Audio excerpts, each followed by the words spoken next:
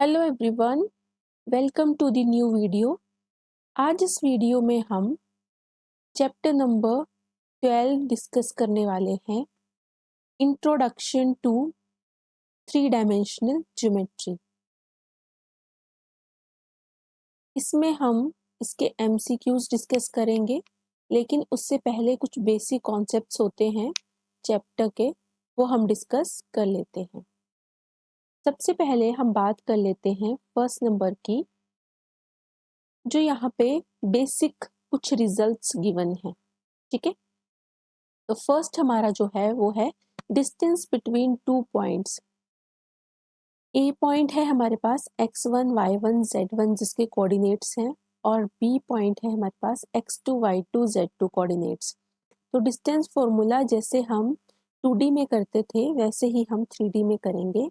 x2 minus x1 whole square plus y2 minus y1 whole square plus z2 minus z1 whole square और under root ऊपर से। ठीक है, तो ये डिस्टेंस फॉर्मूला जो है वो हमारा 3D में भी ऐसे ही काम करता है।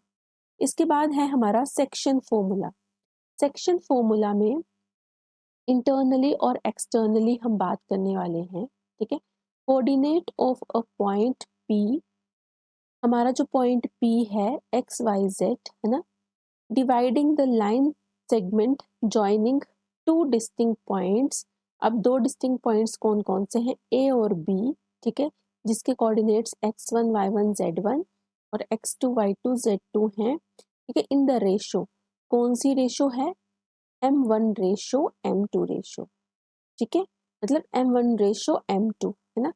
इस रेशो में अगर डिवाइड कर रहे हैं, है ना, coordinate of a point P dividing the line segment joining, इस लाइन सेगमेंट को, ए बी लाइन सेगमेंट को अगर P पॉइंट पे m1 m2 रेशो में क्या कर रहे हैं, डिवाइड कर रहे हैं, तो इंटरनली अगर हमने बताना है कि इंटरनली डिवाइड कर रहे हैं तो फॉर्मूला होता है हमारा, x जो है वो निकलेगा m1 x2 है ना, m1 यहाँ पे b के लिख लेती हूँ पहले कोऑर्डिनेट्स, यहाँ पे हो जाएगा x2 y2 z2 और यहाँ पे a के आ जाएंगे x1 y1 और z1।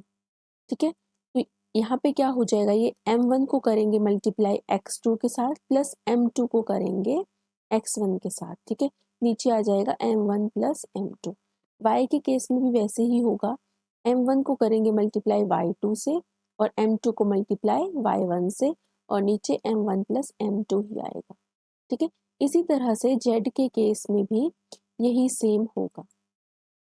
ठीक है, तो ये इंटरनली अगर हमने डिवाइड किया है तो वो इस तरह से हम यूज करेंगे। अगर एक्सटर्नली आ जाए तो एक्सटर्नली के केस में क्या हो जाएगा, यहाँ पे सिर्फ माइनस हो जाएगा। ठीक है, m1 x2 minus m2 x1 है ना, यहाँ पे माइनस माइनस का फर्क आ जाएगा, बाकी सेम ही रहेगा। ठीक है, इसके बाद पॉइंट है हमारा C। अगर पॉइंट P हमारे पास XYZ divides AB in the ratio K/1, अगर K/1 में डिवाइड करता है, ठीक है, तो कोऑर्डिनेट्स ऑफ P क्या हो जाएंगे, अगर P के कोऑर्डिनेट्स निकालने हैं तो कैसे निकालेंगे, K x2 plus x1 by K+1, K y2 plus y1 K+1 upon में है ना, K z2 प्लस z1 और अपोन में K+1। ठीक है, तो ये हमने ध्यान में रखनी है चीज़ें। P divides AB internally, internally करेगा तो क्या होगा, K/1 है ना, K/1 में ही डिवाइड करेगा और इसमें क्या होता है कि if K is greater than 1 तो वो इंटरनली डिवाइड करता है, अगर K इज़ लेस देन 0 होगा तो वो एक्सटर्नली डिवाइड करेगा।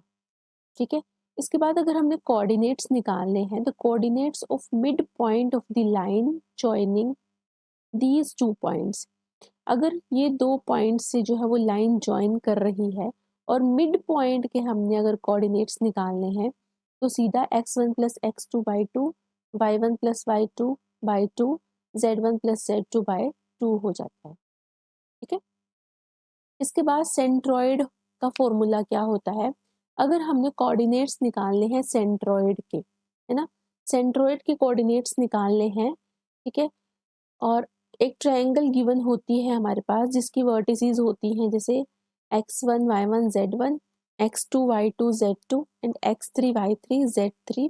तो जो कोऑर्डिनेट्स निकलते हैं ना सेंट्रॉइड के, वो इस तरह से निकलते हैं x1 plus x2 plus x3 by 3, y1 plus y2 plus y3 by 3, z1 plus z2 plus z3 by 3। ठीक है, तो इस तरह से हमने ध्यान में रखना है। और सेंट्रोइड हमारा होता क्या है, सेंट्रोइड होता है the point of intersection of the medians of the triangle. ठीक है, सेंट्रोइड क्या होता है हमारा, जो पॉइंट ऑफ इंटरसेक्शन होता है, जो भी हमारे ट्रायंगल के मीडियंस होते हैं ना, उनका जो पॉइंट ऑफ इंटरसेक्शन होगा वो हमारा क्या कहलाएगा, सेंट्रोइड कहलाएगा। ठीक है, और सेंट्रोइड के कोऑर्डिनेट्स हम ऐसे निकालते हैं। ओके, इसके बाद हमारे पास मेमोरी फ्रेम है और कोऑर्डिनेट एक्सिस। कोऑर्डिनेट एक्सिस के लिए हमारे पास मेमोरी फ्रेम है। ठीक है, अब यहाँ पे देखो कि एक्सिस आर म्यूचुअली परपेंडिकुलर। यहाँ पे क्या होती है कि एक्सिस जो होती हैं वो म्यूचुअली परपेंडिकुलर होती हैं। जैसे ये x axis, y axis, z axis इस तरह से गिवन है। हम यहाँ पे अपनी मर्जी से भी ले सकते हैं एक्स एक्सिस, जैसे हम जनरली क्या लेते हैं, एक्स इसको लेते हैं, वाई इसको और जेड इसको लेते हैं।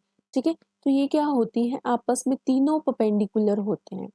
ठीक है, 2D में तो यहाँ पे हम क्या लेते हैं कि x और y जो है वो दोनों आपस में परपेंडिकुलर हैं, लेकिन 3D में भी ये हमारे पास जो है वो परपेंडिकुलर होती है। ठीक है, अगर इक्वेशन हमारे पास x एक्सिस की है तो वहाँ पे y और z दोनों जीरो होंगे। अगर इक्वेशन y एक्सिस की है तो x और z जीरो होंगे। इक्वेशन अगर z एक्सिस की है तो x और y जो है हमारे पास जीरो होंगे। ठीक है, x एक्सिस के केस में x डैश ओ एक्स है ना, y एक्सिस के केस में y डैश ओ वाई है ना, जैसे यहाँ पे गिवन है ना, देखो y डैश ये है y डैश ओ वाई है ना, ये है x डैश ओ एक्स, ये है z डैश ओ जेड, ये z है ना। ठीक है, तो इस तरह से इसके बाद कोऑर्डिनेट प्लेन्स भी आप एक बार देख लीजिए, यहाँ पे जो है वो गिवन है, इसका भी मेमोरी फ्रेम है ना। जैसे equation of x y plane है तो वहाँ पे क्या होगा, z हमारा जीरो हो जाएगा। ठीक है, अगर हमारे पास वाई जेड प्लेन की लेनी है इक्वेशन है ना, तो हमारे पास x जीरो हो जाएगा। अगर zx की लेनी है तो y जीरो हो जाएगा। ठीक है, और ये जो 3 कोऑर्डिनेट प्लेन होता है ये डिवाइड कर देता है होल स्पेस को इनटू 8 कंपार्टमेंट्स और इनको बोलते हैं ऑक्टेंट्स। तभी हम 3D में जो बात करते हैं वो हम 8 ऑक्टेंट्स की बात करते हैं। ओके, तो इस तरह से अब इसके बाद MCQs की तरफ चलते हैं। हमारा फर्स्ट MCQ जो है वो है कि in a 3 dimensional space the equation 3x minus 4y is equal to 0 represent. ठीक है, तो ये क्या रिप्रेजेंट करेगा, ये रिप्रेजेंट करेगा a plane containing zx। Okay, question number 2 है हमारा the shortest distance of the point a b c from the x axis. अब एक्स एक्सिस में क्या होता है हमारे पास, y इज इक्वल टू 0 और z इज इक्वल टू 0 होता है हमारे पास। ठीक है, तो ये शॉर्टेस्ट डिस्टेंस का फॉर्मूला हमने किया, वहाँ से क्या आ जाएगा, देखो यहाँ से आ जाएगा अंडर रूट, जो हमारा फॉर्मूला है ना शॉर्टेस्ट डिस्टेंस का, अंडर रूट यहाँ पे आ जाएगा 0 plus b minus 0 whole square plus c minus 0 whole square. तो ये किसके इक्वल हो गया, अंडर रूट के अंदर बी स्क्वायर प्लस सी स्क्वायर है ना, तो बी ऑप्शन इसका करेक्ट ऑप्शन हो गया। ओके, क्वेश्चन नंबर 3 की तरफ चलते हैं। क्वेश्चन नंबर 3 में हमारे पास पॉइंट्स गिवन है। ठीक है, अब हमने ये बताना है कि ये जो हमारे पास पॉइंट्स गिवन है ये किसकी वर्टिसेस हैं, स्क्वायर की, पैरेललोग्राम की, रेक्टेंगल की या रोम्बस की। ठीक है, तो क्वेश्चन नंबर 3 में हम क्या करेंगे है ना, डिस्टेंस फॉर्मूले से इनको ABCD नाम दे देंगे और डिस्टेंस फॉर्मूले से हम क्या है फाइंड आउट कर लेंगे डिस्टेंस इनके बीच का। ठीक है, लेंथ फाइंड आउट हो जाएगी। ठीक है, तो जैसे ही हमने किया फाइंड आउट, देखो ए बी हमारे पास यहाँ पे आ जाएगा, ए बी मोड मतलब डिस्टेंस हमने फाइंड कर लिए तो वो आ जाएगा हमारे पास √3। ठीक है, सी डी हमने फाइंड किया तो वो आया हमारे पास √3। ठीक है, फिर से सेम ही आ गया। तो इससे क्या हुआ कि जो हमारे पास ऑपोजिट साइड्स ऑफ पैरेललोग्राम होती हैं वो इक्वल होती हैं। ठीक है, and diagonals of parallelogram bisect each other, और ये हमारे पास जो है वो बाइसेक्ट करती हैं एक दूसरे को। ठीक है, तो इससे क्या होगा, देखो अगर ये पैरेललोग्राम हुआ ना, जैसे यहाँ पे मान लेते हैं कि ए बी है ना, सी और डी था। ठीक है, तो हमने फाइंड किया कि ए बी √3 आया, सी डी √3 आया, तो इससे हमें पता चल गया कि जो ऑपोजिट साइड्स हैं पैरेललोग्राम की वो इक्वल आ गई, है ना। अब इसके बाद अगर हम निकालें कि मिड पॉइंट ऑफ ए सी है ना is equal to mid point of B D है ना, अगर यहाँ पे ये आ गया ना अगर इक्वल, तो ये हमारे पास पैरेललोग्राम बन जाएगी। ठीक है, तो मिड पॉइंट का फॉर्मूला लगा के जब हमने देखा है ना, ए और सी के केस में, ए और सी के केस में 7 + 5 कितने हो गए, 12 डिवाइडेड बाय 2, तो ये आ गया हमारा 6। ठीक है, इसके बाद -4 और -6 होते हैं -10/2 विच इज इक्वल टू -5, है ना, और 2 और 4 होते हैं 6 विच इज डिवाइडेड बाय 2, तो ये हो गया 3। ठीक है, तो ए सी का मिड पॉइंट हमारा ये आ गया। इसी तरह से अगर हम बी डी का निकालेंगे ना तो वो भी 6 - 5 और 3 ही आएगा, तो ये इक्वल आ गए, तो इसका मतलब है कि ये पैरेललोग्राम ही है। ठीक है, अब इसके बाद क्वेश्चन नंबर 4 जो है हमारा, यहाँ पे ए और बी पॉइंट्स हैं हमारे पास, तो हमें द डिस्टेंस ए बी निकालना है। डिस्टेंस फॉर्मूला यूज करेंगे इसमें। ठीक है, इसमें डिस्टेंस फॉर्मूला यूज करो और इसको फाइंड आउट करते हैं। ठीक है, तो इसको मैं यहाँ पे सॉल्व कर देती हूँ। देखो डिस्टेंस फॉर्मूला क्या था हमारे पास, x2 - x1 मतलब -1 है ना, ये हो गया -2, तो -2 का होल स्क्वायर कितना हो जाता है 4, पॉजिटिव हो जाएगा ना साइन, बीच में प्लस, -1 -2 हो गया -3, -3 का होल स्क्वायर हो गया 9, प्लस -1 -3 -4 और होल स्क्वायर हो गया 16। अब इनको ऐड किया तो ऐड करके √29 आया।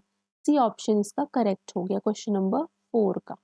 ठीक है, क्वेश्चन नंबर 5 है हमारे पास, इफ ए बी सी ये जो 3 पॉइंट्स हैं हमारे पास आर कोलिनियर, ये तीनों हमारे पास क्या हैं, कोलिनियर है, then the ratio in which b divides a सी, है ना, तो हमने रेशो निकालनी है। अगर ए और सी को हम ऐसे मान लें, है ना, और बी हमारे पास यहाँ पे मान लीजिए, तो ये जो रेशो है ना बीच वाली जैसे, वो हमने फाइंड आउट करनी है।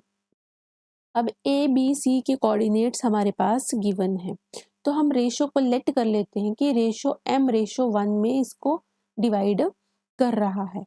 ठीक है, हम मान लेते हैं कि बी जो है वो ए सी को m/1 में डिवाइड कर रहा है। ठीक है, तो इसके बाद क्या हो जाएगा कि जो b है हमारा वो किसके इक्वल हो जाएगा, b मतलब -1 0 -4 किसके इक्वल हो जाएगा, ए सी के जो रेशो वाला फॉर्मूला हम लगाएंगे। ठीक है, तो यहाँ पे हमारे पास अगर m है तो इसको c वाले पॉइंट से मल्टीप्लाई करेंगे, तो ये आ गया हमारे पास। इसको जैसे ही हमने किया तो ये आ जाएगा m+5 ओवर रेशो में m+1 है। ठीक है, इसके बाद m+3 ओवर m+1 और इसके बाद -2m+2m+1 इसके इक्वल आ जाएगा ये। ठीक है, जो हमने ऊपर अभी फॉर्मूला पढ़ा कि इंटरनली और एक्सटर्नली जो है वो हमारा, अगर कोई पॉइंट जो है वो रेशो में डिवाइड करता है ना, तो सेक्शन फॉर्मूला जो हमने पढ़ा तो वही हमने लगाया है। ठीक है, अब यहाँ पे देखो इसको इक्वेट करेंगे, ये वाला कोऑर्डिनेट इसके इक्वल, ये वाला इसके इक्वल और ये वाला इसके इक्वल करेंगे, तो हमारे पास वैल्यू क्या आ जाएगी, देखो अगर हम m+5 ओवर m+1 को -1 के इक्वल कर लेते हैं, चलो ठीक है, तो यहाँ से क्या आ जाएगा, इसको इससे मल्टीप्लाई किया तो ये आ गया m+5 is equal to -m-1 के इक्वल, है ना। अब m की वैल्यू यहाँ से निकालो, m यहाँ गया तो ये हो गया 2m इज इक्वल टू -6, तो m की वैल्यू कितनी आ गई, -3, ठीक है, तो m की वैल्यू -3 आ गई। तो रेशो हमारी जो बन जाएगी, ये रेशो बन जाएगी -3:1, या फिर इसको हम लिख सकते हैं 3:-1, ठीक है। तो सी ऑप्शन हमारा करेक्ट ऑप्शन हो जाएगा। क्वेश्चन नंबर 6 देख लेते हैं।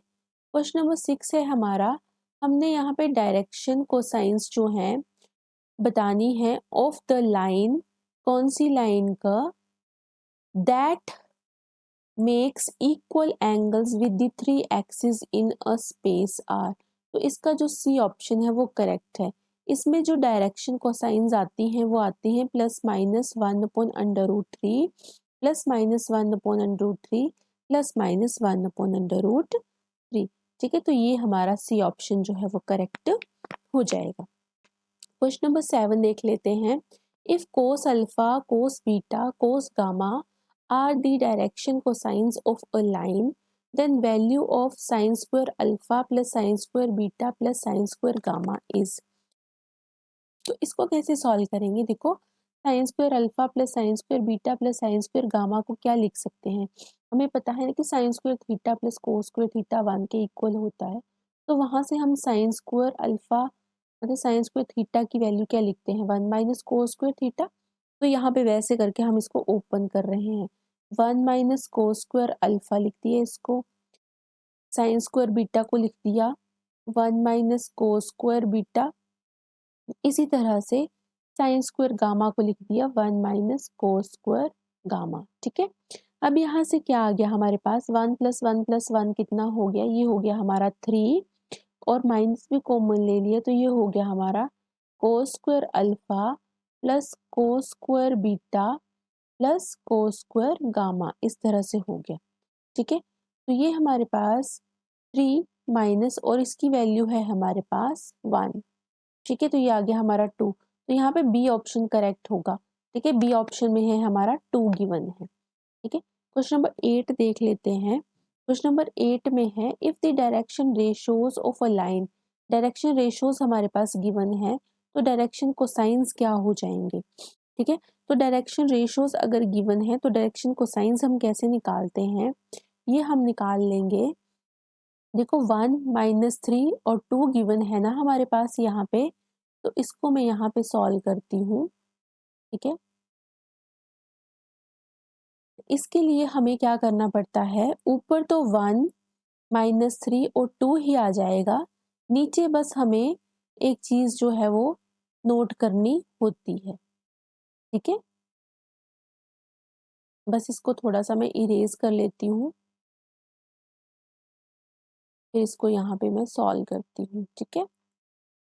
तो ये आ जाएगा, देखो 1 अपॉन में, है ना, दूसरी वैल्यू -3 अपॉन में, और थर्ड वैल्यू 2 अपॉन में।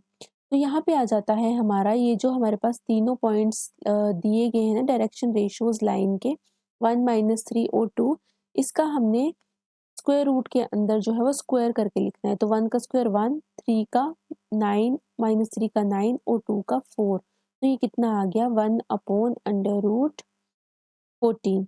तो इसी तरह से यहाँ पे भी सेम -3 अपॉन √14, 2 अपॉन √14। अब चेक कर लो कि कौन से ऑप्शन में गिवन है, ये फर्स्ट ऑप्शन में ही गिवन है, तो क्वेश्चन नंबर 8 का ए ऑप्शन करेक्ट हो जाएगा।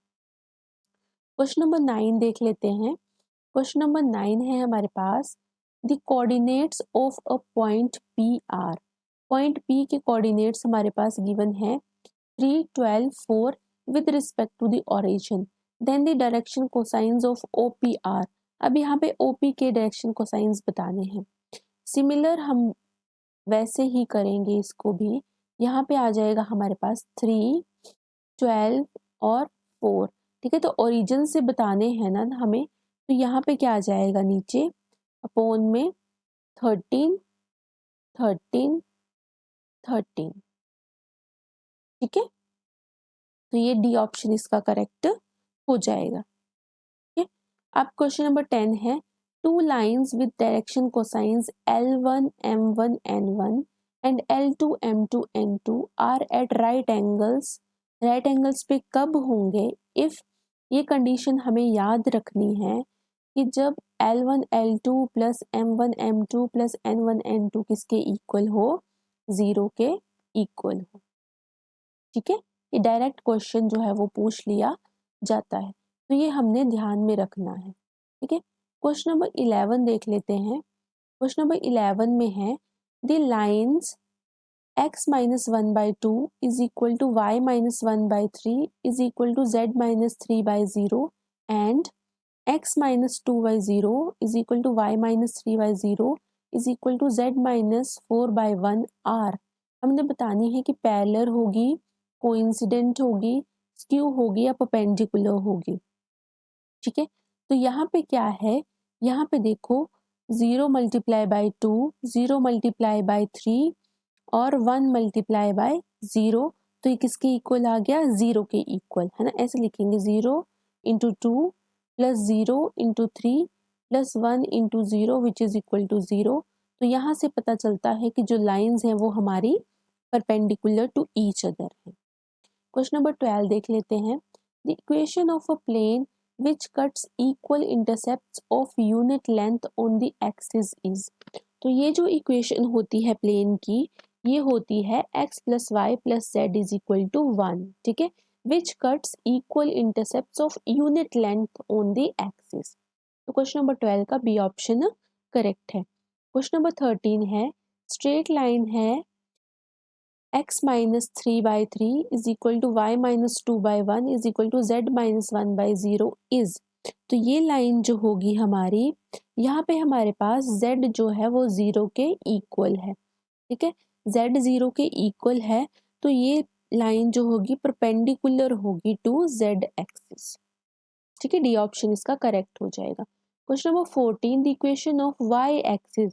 अभी हमने पहले पढ़ा था y एक्सिस की इक्वेशन क्या होती है, जहाँ पे x और z जो है वो 0 हो जाएंगे, तो डी ऑप्शन इसका करेक्ट ऑप्शन हो जाएगा। क्वेश्चन नंबर 15 है हमारा, if the x coordinate of a point P on the join of Q and R is 4। अगर हमारे पास यहाँ पे x कोऑर्डिनेट दिया है पॉइंट P का ऑन द जॉइन ऑफ, इन दोनों जो पॉइंट के जॉइन पे वो 4 है, then its z coordinate is, तो उसका z कोऑर्डिनेट कितना हो जाएगा। ठीक है, तो यहाँ पे हमारे पास जो एक्स वाई प्लेन होता है उसमें क्या होता है, एक्स वाई प्लेन में z की वैल्यू जो है वो 0 हो जाती है, तो मतलब z कोऑर्डिनेट क्या हो जाएगा हमारा, 0 हो जाएगा। ठीक है, तो इसका जो है हमारा, इनमें से कोई भी ऑप्शन ऐसा नहीं है जो 0 गिवन है, तो इसके ऑप्शंस में ही कुछ गड़बड़ी है।